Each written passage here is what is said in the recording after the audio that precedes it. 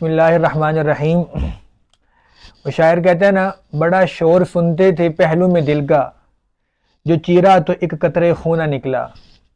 नाज़रीन गिरामी, 8 फरवरी की तारीख पाकिस्तान के लिए एक अहम तारीख थी, जिसमें मुल्क पाकिस्तान के अंदर जो इलेक्शन है वो मुनक़िद हुए। 8 फरवरी के दिन पाकिस्तान के अवाम ने अपने मुस्तक़बिल का फ़ैसला किया इस उम्मीद के साथ कि वो तमाम तर परेशानियाँ और मुसीबतें जिनका वो माजी में सामना कर रहे थे, वो इस इलेक्शन की वजह से इन मुसीबतों और इन तकलीफ़ों से निजात और छुटकारा हासिल करेंगे। लेकिन जैसा कि मैंने आपको अर्ज़ किया, इलेक्शन के बाद जो नताइज सामने आए, उन नताइज को देखकर ऐसे लगता है कि जैसा कि कुछ भी नहीं बदला। पहले जिस तरह एक मखलूत हुकूमत बनी थी शहबाज शरीफ की और आसिफ अली ज़रदारी की और मौलाना फजलुर रहमान साहब की, तो इस दफ़ा की जो इलेक्शन है उसके बाद भी यही सूरत हाल जो वो सामने आ रही है कि अगर हम नंबर्स को देखें तो तकरीबन 93 के करीब नशिस्तें ऐसी हैं जो पाकिस्तान तहरीक इंसाफ के आज़ाद उम्मीदवारों ने जीती हैं। इसी तरह अगर आप पाकिस्तान मुस्लिम लीग नून को देखें तो तकरीबन 80 के करीब सीटें जो हैं मिलाकर इस वक्त वो हासिल करने में कामयाब हो चुके हैं। MKM को देखें तो तकरीबन 17 और पीपल पार्टी तकरीबन 53 नशिस्तें हासिल करने में जो है वो कामयाब हुई है। अब सूरत हाल इस तरह की है कि जो पाकिस्तान तहरीक इंसाफ के जो उम्मीदवार हैं वो जीतने के बावजूद भी अपनी पार्टी के अंदर जो है बल्ले के निशान से चूँकि उन्हें महरूम कर दिया गया है, तो वो अपनी पार्टी में नहीं जा सकते या अपनी एज अ पार्टी जो है वो इलेक्शन में या जो है अपना प्राइम मिनिस्टर जो है वो नामजद नहीं कर सकते। उनके लिए ज़रूरी है कि वो किसी और पार्टी को जो है वो में जाएँ और वहाँ पर अपनी रिप्रेजेंटेशन दें। तो जो सूरत हाल बनती नज़र आ रही है वो यही है कि दोबारा से शहबाज शरीफ साहब और इसी तरह पीपल्स पार्टी और इसी तरह जो है वो एक हमें मुस्लिम लीग नून और ये मिलकर जो है दोबारा हुकूमत बनाते नज़र आ रहे हैं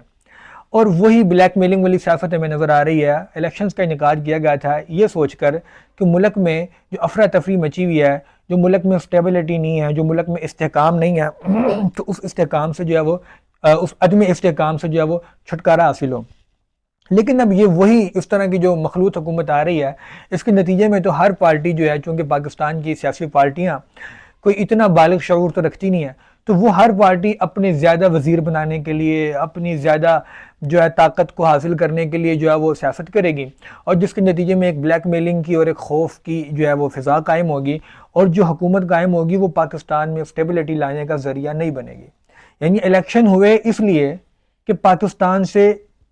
पाकिस्तान में इस्तेहकाम आए, लेकिन इलेक्शन के नतीजे में जो रिज़ल्ट आ रहा है उसमें इस्तेहकाम के बजाय दोबारा अदम इस्तेहकाम पैदा होता हुआ नज़र आ रहा है।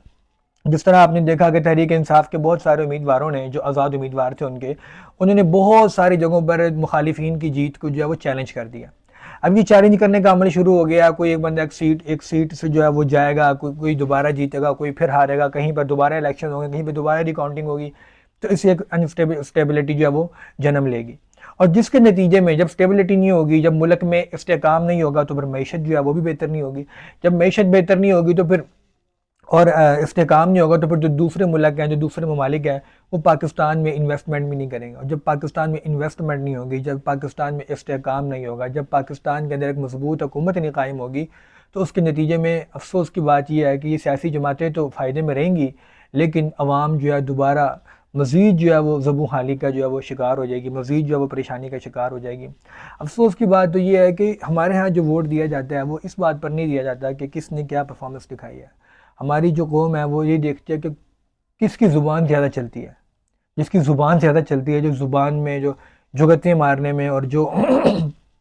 ऐसे बोलने में माहिर है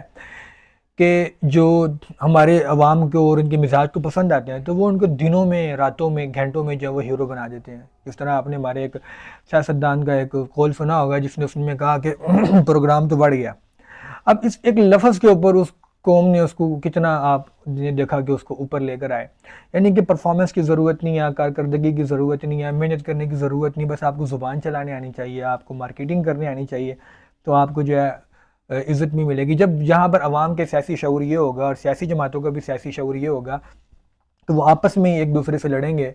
तो फिर उसके नतीजे में जो हुकूमत बनती नज़र आ रही है या जो अफसोस के साथ और मायूसी के साथ अभी मज़ीद दूर दूर तक बेहतरी के जो है वो आसार हमें नज़र नहीं आ रहे और परेशानी के और जो है मायूस कुन जो है वो हक़ाइक़ हमारे सामने आ रहे हैं। और यकीनन ये सूरत हाल पाकिस्तान के लिए बेहतर नहीं है और इन्वेस्टमेंट के लिए भी बेहतर नहीं है, क्योंकि लगता नहीं है ऐसा कि जो इमरान खान के हामी और सपोर्टर्स हैं वो कोई बालिग जो है बालिग नज़री का मुशाहिदा करेंगे। तो खैर अल्लाह ताला हमें सियासी शऊर नसीब फरमाए और हमारी जमातों को भी सियासी शऊर नसीब फरमाए, और कोई अल्लाह ही करम फरमा दे, लेकिन जो बज़ाहिर आगे हालात बनते नज़र आ रहे हैं वो कोई ऐसे नहीं हैं जो उम्मीद अफ़ज़ा हों।